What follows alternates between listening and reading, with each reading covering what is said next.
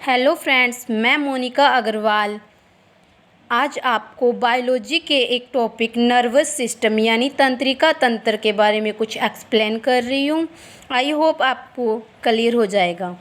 तंत्रिका तंत्र, सबसे पहले होता क्या है तंत्रिका तंत्र?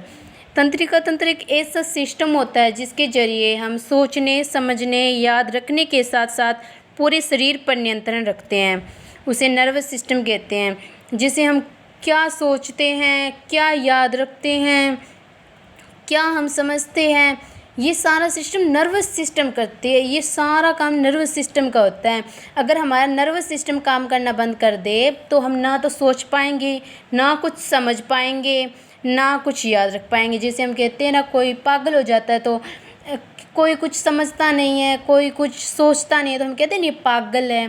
तो उसका नर्वस सिस्टम थोड़ा कमज़ोर होता है। मतलब जिसका नर्वस सिस्टम बहुत अच्छा काम करता है वही सोचता, समझता और याद रखता अच्छे से है।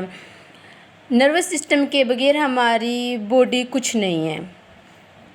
इसे तंत्रिका कोशिका, यह एक धागानुमी संरचना होती है। ये बहुत बिल्कुल बारीक एक धागे के जैसी संरचना होती है।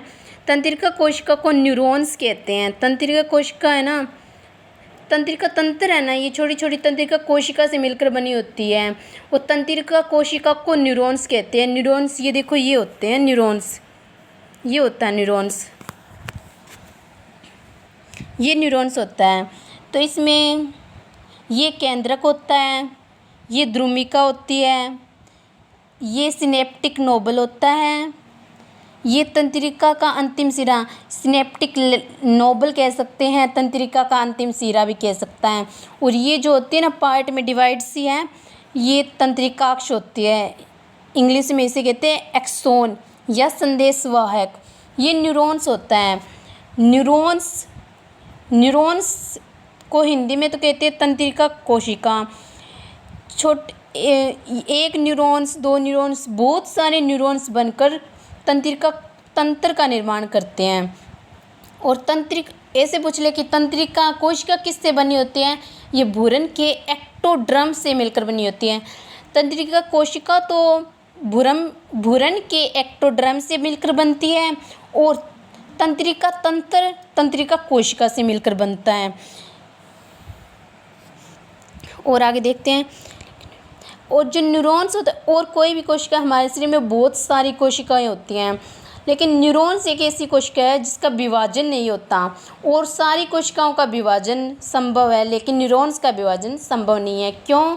क्योंकि यह हमारे शरीर में सोचने, समझने, याद रखने के साथ साथ पूरे शरीर पर नियंत्रण रखने का कार्य करता है। फॉर एग्जाम्पल, जैसे लकड़ी का गट्ठर होता है, तो एक एक अलग अलग लकड़ी होती है, तो उसको हम रस्सी से बांध देते हैं, तो वो हम उसको सर पे उठा के चलते हैं तो इधर उधर हिलती नहीं है। वैसे ये तंत्रिका तंत्र है ना, हमारे शरीर को एक दिशा देता है, हमारे शरीर को बांधे रखता है, हमारे शरीर को सही दिशा में ले जाता है। तंत्रिका तंत्र जिस दिन ख़त्म हो गया, मानो हमारे शरीर कोई काम का ही नहीं है। और तंत्रिका तंत्र सभी, मतलब जो सांस लेते हैं ना, उनके सभी के शरीर में होते हैं।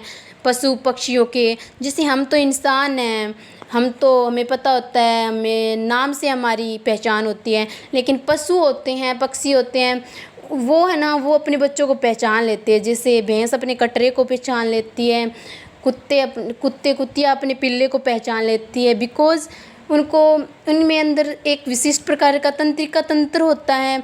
और तंत्रिका तंत्र मैंने बता दिया है, ये सोचने, समझने, याद रखने के साथ साथ पूरे शरीर पर नियंत्रण रखता है।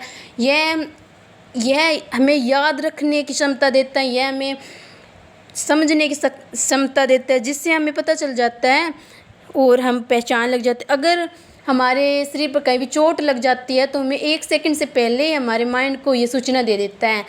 क्यों? ये तंत्रिका तंत्र बहुत ज़्यादा फास्ट कार्य करता है।